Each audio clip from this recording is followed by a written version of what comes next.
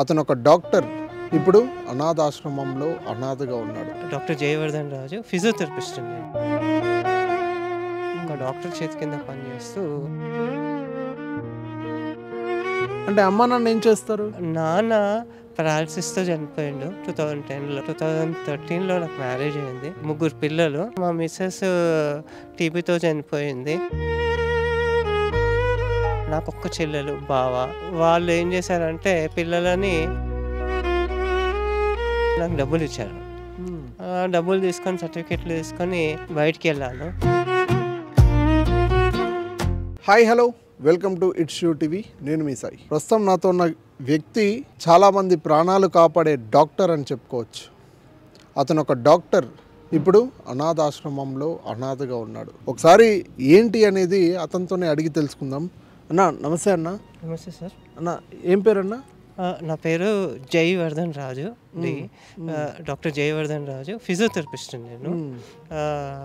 నేను ఇక్కడ గిరిసార్ తీసుకొచ్చారు. చాలా బాగున్నాను. ఎప్పుడు ఫిజియోథెరపిస్ట్ చేస్తా ఉన్నావు నువ్వు? సార్ నాది 2013-14లో కంప్లీట్ అయింది. అప్పటి నుంచి ఫిజియోథెరపిస్ట్గా హోమ్ విజిట్స్ చేసుకుంటూ తిరుగుతున్నాను. అన్నీ బయట ఒక డాక్టర్ లాస్ట్లో ఒక డాక్టర్ చేతి కింద పనిచేస్తూ సరిగ్గా డబ్బులు ఇవ్వకపోతే కాదన్నా, అంటే అప్పుడు బాగానే ఉండింది కదా నీకు? అప్పుడు బాగానే అప్పుడు నుంచి ఈ స్థితికి రావడానికి ముఖ్య కారణం ఏమైంది అసలు నీకు? కోవిడ్ వచ్చిన తర్వాత హోమ్ విజిట్స్ క్యాన్సిల్ అయిపోయినాయి. తర్వాత చాలా కష్టపడాం. ఒక డాక్టర్ చేతి కింద పనిచేశాను, క్లినిక్లో పనిచేశాను. క్లినిక్ నుంచి ఆయన సరిగ్గా డబ్బులు ఇవ్వకపోయారు కల్లా రోడ్డు మీదకి వచ్చాను. అంటే ఫ్యామిలీ అంటే ఇప్పుడు అమ్మ నాన్న అందరూ ఉంటారు కదా, నువ్వు డాక్టర్ చదివేటప్పుడు చదివించారు మీ అమ్మ నాన్న నిన్ను. అంటే అమ్మ నాన్న ఏం చేస్తారు? నాన్న పారాలసిస్తో చనిపోయిండు 2010లో. పారాలసిస్తో చనిపోయినారా? ఆయన క్యాట్రాక్ ఉండే, క్యాట్రాక్తో పారాలసిస్తో చనిపోయిండు. తర్వాత 2013లో నాకు మ్యారేజ్ అయింది. 3 పిల్లలు. 3 పిల్లలా నీకు? 3 పిల్లలు. తర్వాత హోమ్ విజిట్ చేసుకుంటూ మంచిగానే కాలం గడిపేవాడిని. Middle class family. లాస్ట్లో మంచి డాక్టర్ కదా, తెలిసిన మంచిగా బాగా మాట్లాడేవాడు. లాస్ట్లో డబ్బులు ఇవ్వలే నాకు. ఎంత ఇవ్వాలి నీకు డబ్బులు? అంటే 2 months శాలరీ ఇవ్వాలి. కొద్దిగా ఇచ్చేవాడు. ఎంత శాలరీ ఎంత నీకు అప్పుడు? శాలరీ 10,000 ఇచ్చేవాడు. మేము చిన్న రూమ్లో ఉండేవాళ్ళం. తర్వాత మా మిస్సెస్ టీబీతో చనిపోయింది. చనిపోయినారా? కోవిడ్ బిఫోర్ చనిపోయినారు. తర్వాత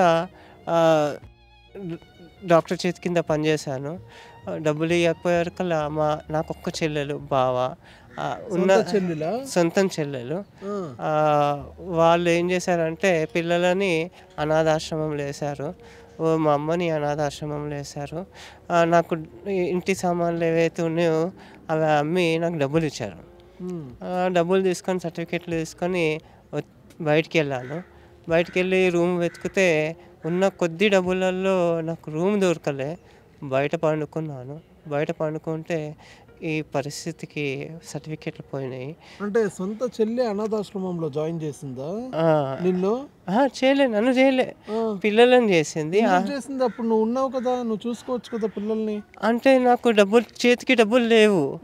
వాళ్ళు అయినా నాకు ఒక 2 months నాకు డబ్బులు ఇచ్చారు. మా బావ కానీ మా చెల్లెలు కానీ నన్ను పోషించారు అన్నమాట.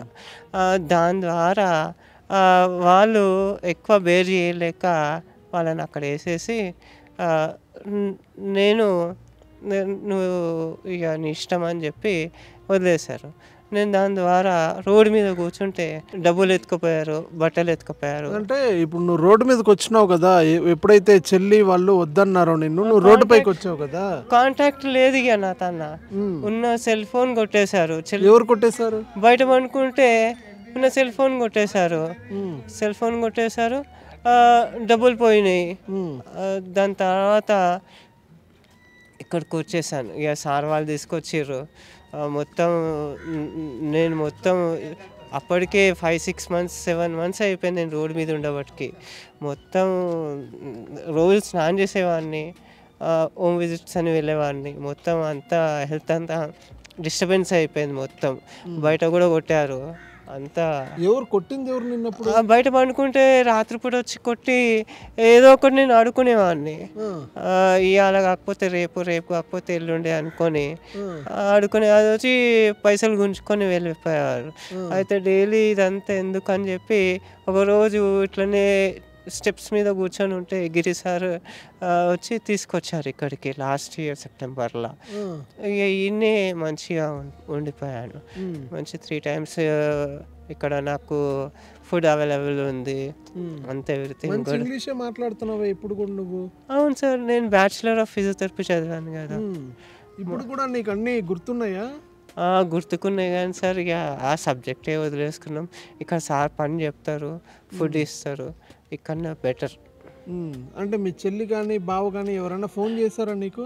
ఇక చెల్లెలు బావ అంటే నా ఆధార్ కార్డు ఉంది కదా, సార్ వాళ్ళు కాంటాక్ట్లో ఉన్నారు. వాళ్ళు ఇక్కడనే అనాథాశ్రమంలో ఉన్నారంట. సార్ అన్నారు ఎప్పుడైనా చూడాలంటే తీసుకుపోయి చూపిస్తాను అన్నారు.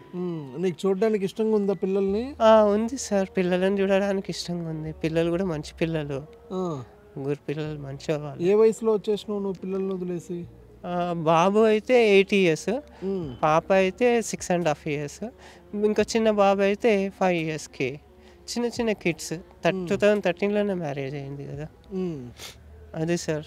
ఇక పిల్లల్ని కలవాలనుకుంటున్నావు నువ్వు ఇప్పుడు? అనుకుంటున్నా, సార్ తీసుకెళ్తున్నాడు నెక్స్ట్ మంత్. అంటే మీ చెల్లి వాళ్ళు ఎప్పుడన్నా రావడం జరిగిందా నీ దగ్గర? చెల్లెలు అంటే వాళ్ళు యాక్చువల్లీ మా బావ మైక్రోసాఫ్ట్లో అక్కడ అకౌంటెంట్గా పనిచేస్తున్నాడు బెంగళూరులో. వాళ్ళు వచ్చిన తర్వాత సార్ ఏమైనా కల్పిస్తే కలుస్తాను, కానీ నేను పోను, ఇక్కడనే బాగుంది. అక్కడ వద్దా నీకు? ఇక వద్దు, ఆ లైఫ్ వద్దు, ఇక్కడనే బాగుంది. అనాథాశ్రమం పని చెప్తారు, బెటర్. ఇక జాబు ఆ టెన్షన్, ఇదే జాబు, ఇదే ఫుడ్, ఇదే బాగుంటుంది. ఇక్కడే ఉండిపోతావు నువ్వు పూర్తిగా? ఇక్కడనే సార్ అంటే ఉండిపోతాను. అంటే ఇక్కడంతా నీకు మంచిగానే ఉందా? ఇక్కడంతా మంచిగా ఉంది సార్. 3 పూట్ల భోజనం పెడుతున్నారా? కడుపు నిండా? కడుపు నిండా భోజనం పెడుతున్నారు, అంతే, ఎవ్రీథింగ్ మంచిగా ఉంది. అంటే ఇక్కడ మొత్తం భోజనం పెడుతున్నారు, బాగానే ఉంది. అంటే నువ్వు ఏదో పని చేస్తానన్నావు కదా, ఏం పని చేస్తావు ఇక్కడ? అదే ఫిజియోథెరపీ పని చేస్తాను. ఎవరికి చేస్తావు ఫిజియోథెరపీ? ఇక్కడ ఒక 3-4 హ్యాండిక్యాప్ పీపుల్స్ ఉన్నారు. సడన్లీ అటాక్ అయిన వాళ్ళు కూడా ఉంటారు.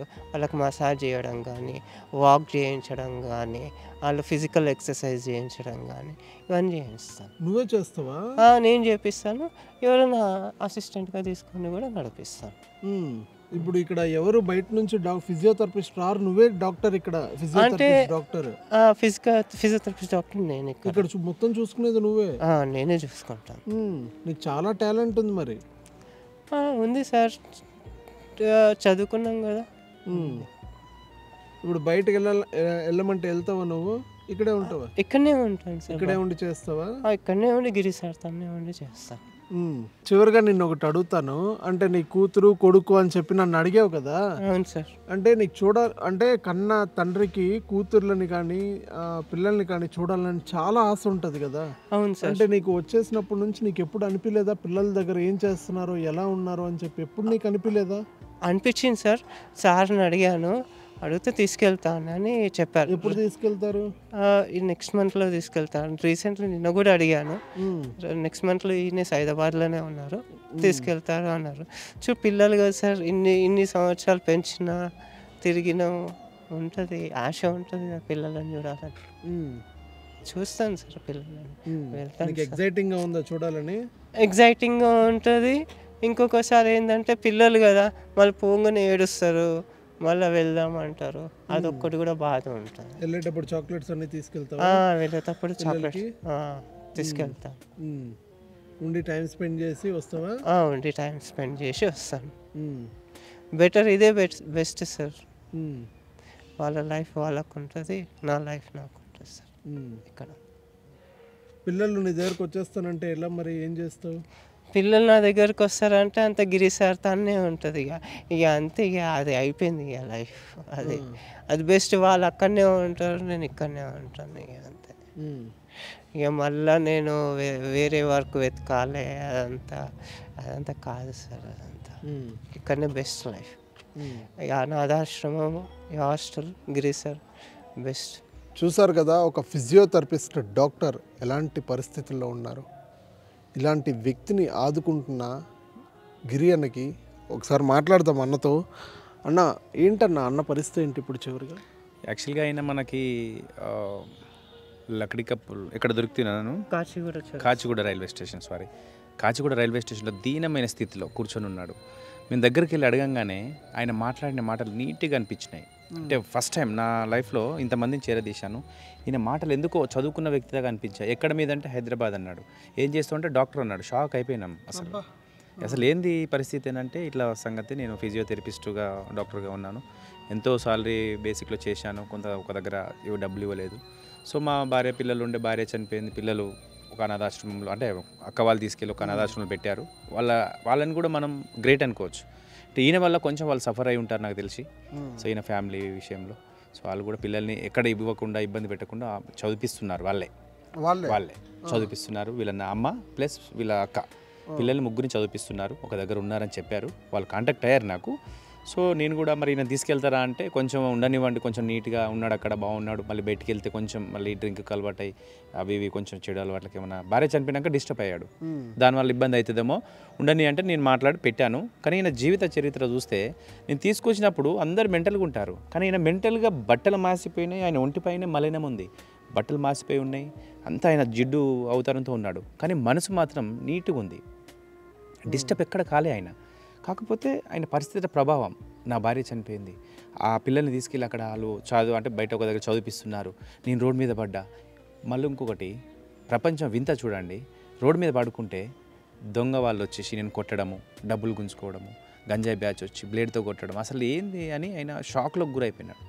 నా జీవితం ఇంతేనా అనుకున్న తరుణంలో మరి ఆ దేవుడు నాకు ఒక అవకాశం ఇచ్చి అక్కడ పంపించాడు.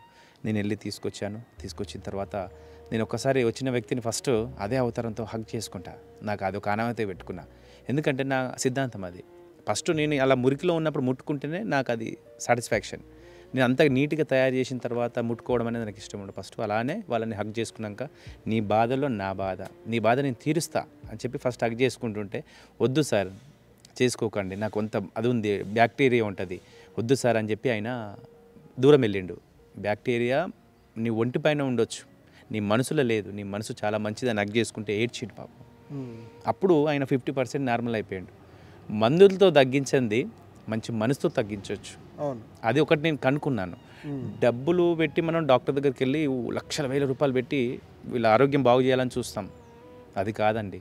కనీసం మంచి మనసుతో ఒక ఎదురుగా ఉన్న వ్యక్తిని, బాధలో ఉన్న వ్యక్తిని మార్చాలంటే ఒక మంచి మనసు ఉంటే చాలని నేను చిరంజీవి గారి సినిమాలో చూశాను. అది ఈయన విషయంలో పిల్లలు గుర్తుకొస్తున్నారంటే ఒకసారి నాకు అనిపిస్తుంది, మనకున్న పిల్లలు. అవును. సో అది ఊహించుకుంటేనే ఒకసారి కళ్ళెంబడి నీళ్ళు వచ్చేస్తుంటాయి. తట్టుకోలేని పరిస్థితి, నాకు 2 పిల్లలు ఉన్నారు, చూడాలని తపన. సో అలా ఈ వ్యక్తి జీవిత చరిత్ర చూస్తే బాధ అనిపించింది. అది నేను తట్టుకోలేని పరిస్థితిలో ఉన్నాను, మార్చాను. సో ఇప్పుడు నాకు ఒక డాక్టర్ లేని లోటు, అంటే ఒక 20,000 30,000 ఇస్తేనే ఇలాంటి డాక్టర్లు వస్తారు. ఆ లేని లోటు నాకు తీరుస్తున్నాడు ఈయన. వెళ్తావా అంటే నేను వెళ్ళను సార్, ఎక్కడికి వెళ్ళాలి, మళ్ళీ రోడ్ మీద పడన్నా సార్ నేను అంటాడు. నేను ఇంటికి వెళ్ళమంటున్నా, కానీ ఆయన నేను రోడ్ మీద పడతానేమో సార్, మళ్ళీ నా పిల్లల్ని తీసుకొచ్చి చూపించాను అంటాడు, మళ్ళీ ఒక్కొక్కసారి వద్దు అంటాడు. నా పిల్లలు మళ్ళీ నాకు అంటే మా నాన్న ఇలా అయ్యాడు ఏంటనే వాళ్ళు బాధపడతారు, మళ్ళీ నాన్న నేను వస్తా అంటే ఎక్కడ తీసుకున్నాను సార్ అంటాడు. అంటే వాళ్ళ పిల్లల భవిష్యత్తు గురించి కూడా ఆలోచిస్తున్నాడు. సో ఆ విధంగా ఈ వ్యక్తిని ఇక్కడే ఉంచుకొని వాళ్ళ అక్క వాళ్ళ అమ్మతో మాట్లాడి తర్వాత ఏంటనేది నెక్స్ట్ స్టెప్ చూద్దాం. ఫస్ట్ ఏంటి, ఈయన పిల్లల్ని కలపాలని సంకల్పంతో ఉన్నాం. ఇక్కడ మంచి వర్కర్గా ఉన్నాడు, పొద్దున్న లేవగానే మార్నింగ్ దేవునికి అన్ని విగ్రహాలు కడుగుతాడు, నీట్గా చేస్తాడు. ఆ శివేనే ఈయనని ఇక్కడ రప్పించుకున్నాడని నేను అనుకుంటాను సార్. త్వరలో ఆయనని మంచిగా చేసి పంపిద్దామని ఆలోచన. థ్యాంక్ యూ అన్న. మీరే కాదు, మా యూటీవీ తరపున మీకు ఏ అవసరం ఉన్నా వెంటనే మాకు చెప్తే మేము చేయడము, ఇఫ్ మా వల్ల కాకపోతే లేదంటే వేరే వాళ్ళకి చెప్పడము, ఏదో ఒకటి చేసన్నా మా వల్ల అయినంత వరకు మేము చేయగలుగుతామన్నా. నిజంగా థ్యాంక్ యూ సో మచ్ అన్న. Thank you so much. Thank you sir. బాగుంటావా ఇక్కడ? బాగుంటాను సార్. బాగుంది కదా ఇక్కడ? Everything good. రానా మరి? Okay sir. మళ్ళీ ఎప్పుడు రాను? Any time any time any time any time నువ్వు నన్ను కలుస్తూ ఉండాలి మళ్ళీ. డెఫినెట్లీ. నేను వద్దులే మళ్ళీ మాట్లాడదాం దీని గురించి. సరే సార్. జాగ్రత్త. Okay bye. Thank you sir.